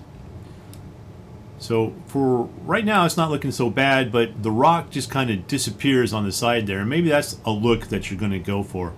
But if we wanted to, we could always come in here and check the checkbox and then change these to increase the scale of that rock. Just went down pretty fast. Okay, and let's see here. Am I actually seeing any rock, or is that all dirt? I think I know there's a rock face around here somewhere. The other thing is, it's kind of hard to see because of how shiny everything is right now, right? So let's go ahead. I'm going to put this back to 5 real quick, and we'll find a rock face in a minute. But let's go ahead and fix this shiny surface area right here. So remember, this is underneath our base landscape settings. So I'm going to play around with my base metallic and my roughness. I'm going to increase the roughness so that it's not quite so reflective, and it should be between 0 and 1. And then metallic's already 0. Let's see if I just bump it up just a little bit. That's not too bad. And you can play around with it for your particular materials and things like that. So let me find a spot where I actually have rock, and then we can kind of see how where my granite's at. That's this right here. Let's just make sure. So I'm up close. I'm going to go to tiling. I'm going to change this to like 1. All right, and you can see it did change. So that is the rock right in this space right here. We still have a lot of tiling happening there, so we could even, if we wanted to, go down smaller until we kind of get the look that we're looking for. Okay, and then from a distance, we should also be able to adjust this rock down to give us more of a rock face appearance from the distance. So the further away we are, okay, that's what this works for right here, for say across the map, or you know, several meters, or you know, a kilometer or so away from what we're looking at out here, right? All right, what else? The other thing about this material, because it is procedural, we should be able to go to sculpt, and if I picked an area out here somewhere, let me go ahead and move that out of the way for a second. We should be able to also paint it up, and wow. And as we paint it, it should also maintain the procedural process of the material by giving us our rock and dirt appearance along the sides here. And so the gravel should be showing up down in here somewhere. Now, we didn't really play with any of the tiling on the dirt, so let's go ahead and play with that a little bit, maybe make that a little bigger. So 1, something like that, maybe stretch it out a little bit. Not really well defined, is it? It's kind of this area right in here, right around in here. I am going to go from painting to selection so that we can kind of see stuff without my gray thing showing up in the middle for my gizmo. So again, oh, this was the wrong one. That's why I didn't do what I thought I was going to do. Let's go back down here to dirt tiling and change this to 1. We can see that we got a little bit larger rocks in there. If we want them to be bigger, kind of play around with it until we get the look we're going for. And kind of like rocky base at the bottom of a hill. Got our rock face right there. Some gravel, dirt, rock falling down off of it. Now let's go ahead and take a look at making that stand out a little bit more. So our normal strength is set to 1. If I bump it up to 3, you can see how it really kind of changes that ground surface area and makes it appear much, much harsher. And that may not be the look you're going for, but somewhere in between maybe. until you get kind of the look you're looking for. We really haven't played with any of the other textures yet either, but let's see how this looks if I were to play it. So I'm going to go ahead and do it from where the camera look. Hold it. Yeah, current camera location. All right, so I'm going to play from right here. And if I were to kind of run around a little bit,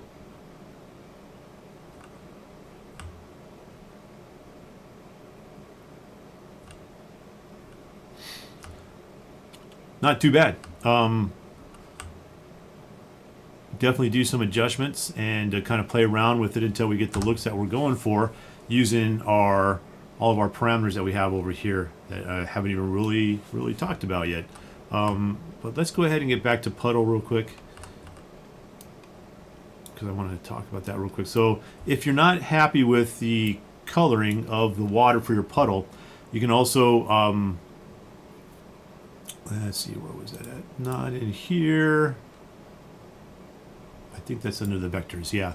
So under the vector parameters, if we were to turn this on, we could always bring up this picker again. We can pick a different color that we want it to kind of match. If we want it to be kind of a dirtier looking color, maybe I want it to match the more of a brownish color to kind of match the surface that it's laying across. We can kind of play around with that. Pick something out of the green kind of, maybe. Okay. Maybe it's an alien world. It's not really changing it a lot. Yeah.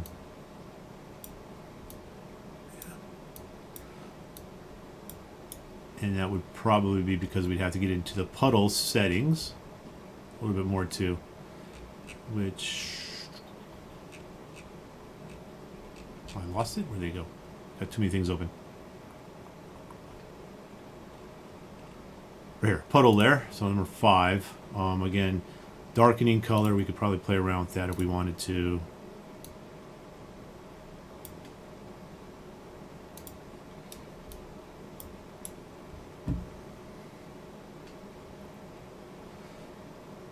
Yeah, yeah, so there's a bunch of different settings you can kind of play around with to get the looks you're going for.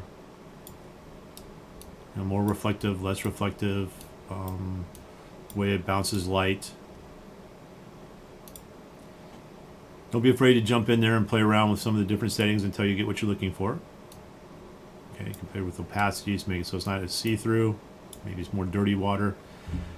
Anyway, so, and then, oh, here's the liquid color. There we go. So we can play with this liquid color as well. This is probably what's going to give me that purplish color I'm looking for. So, yeah. Maybe it's got a lot of algae in it or something, a purple algae. I don't know. But anyway, so there you go. Bunch of different settings you can play with to get the settings, getting your landscape to work the way you want it to. Okay. All right, let's go ahead and hit play real quick. Just to kind of see what this all looks like as we're in a third-person view. Make sure you save everything before you hit play. One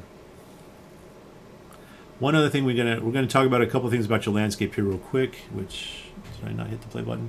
I did not. There we go. All right, so again, all of this tiling effect is happening on the path. We can adjust that away using the tiling settings that are on our material instance. The same with the grass. If you want to have a less tiling, or you want the grass to be bigger.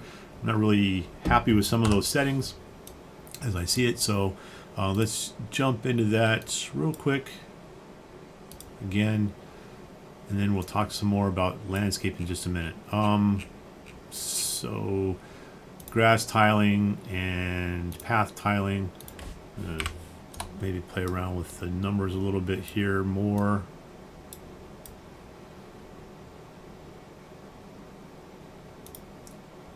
And no two materials are probably going to work exactly the same. And that looks like it's got scale. That's a bigger scale. So now we can start seeing that there's footprints and things like that in it. And yeah, so we got that. So let's take a look at our grass real quick. Again, I think our grass is not looking correct. I am going to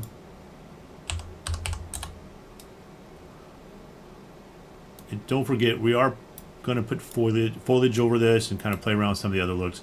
Not really liking the way some of that looks with that grass though.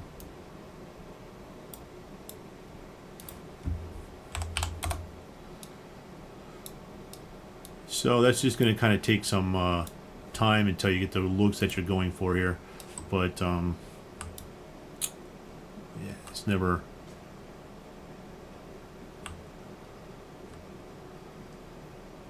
an easy process. It takes time to get the look that you're going for. But let's go ahead and just save that the way it is. All right.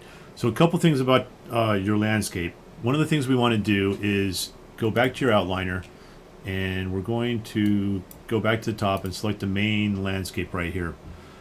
We are going to go ahead, make sure you save everything first. Do a file save all. And even though I changed the normal on it, I didn't exactly enable nanite. So I'm going to enable nanite on my landscape. Okay. And I'm going to go ahead and build the data. And I'm going to pause while it does this.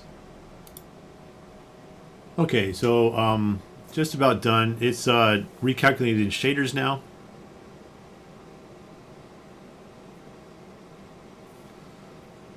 I wanted to bring this back up so you can kind of see how it changes the surface as we're going through. So as you're doing it, it doesn't kind of freak you out a little bit. And you can also see that now my textures have kind of taken on a little bit of a different appearance because remember, in our material instance, we did change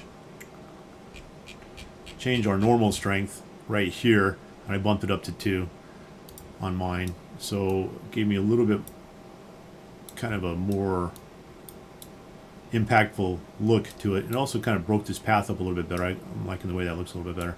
Still not happy with the grass, but again, the grass will end up using PCG or something to put grass in the future. All right, the other thing is, now that we've done that, let's take a look. Up here, we can see how optimized our landscape is by going to Lit. So if you click on Lit, Optimization View, and then take a look at your shader complexity. If we go here, you can take a look at our shader complexity and see how complex everything is, and it really does not like that puddle area. And that's probably because we have a opacity material that's on top of it. So that is kind of why we're getting this brownish color. But it's down here towards the bottom end of the brown.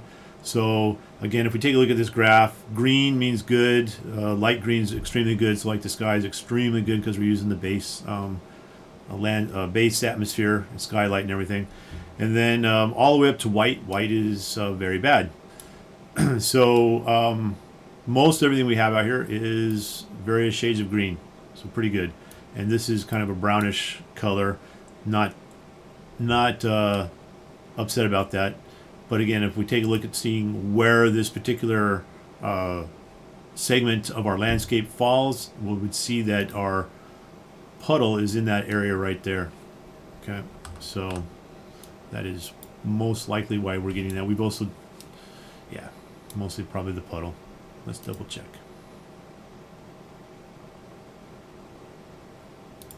Yeah, this segment has the puddle in it.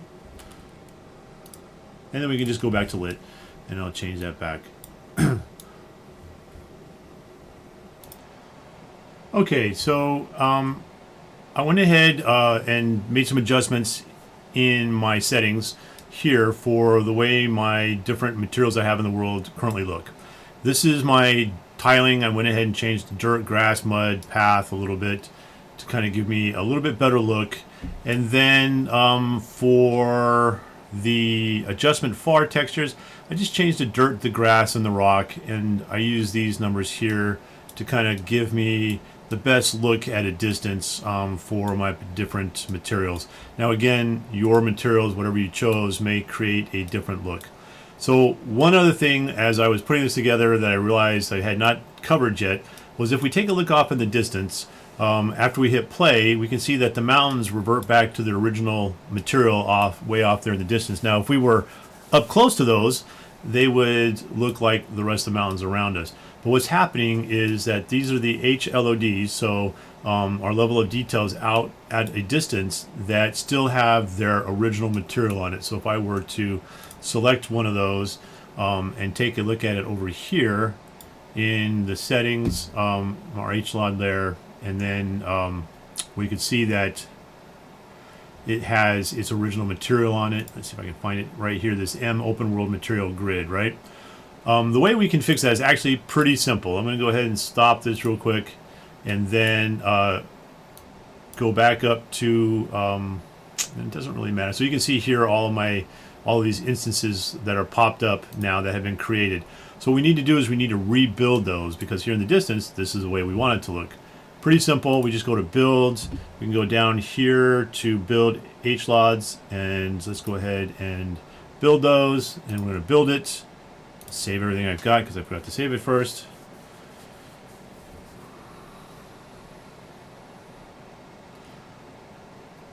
And this will take a minute. I'm going to go ahead and pause. Okay, so that took more like about 2 or 3 minutes, but it should work now. So let's go ahead and save this first. And it looks like it's still doing some things in the background here. Alright, now if I hit play, the mountains off in the distance should appear with the right colors on them. Okay, so with our actual material instead of the material that was on here before, and if I were to select one and take a look at the static component, you'll now see that it has our material instance on it that we created.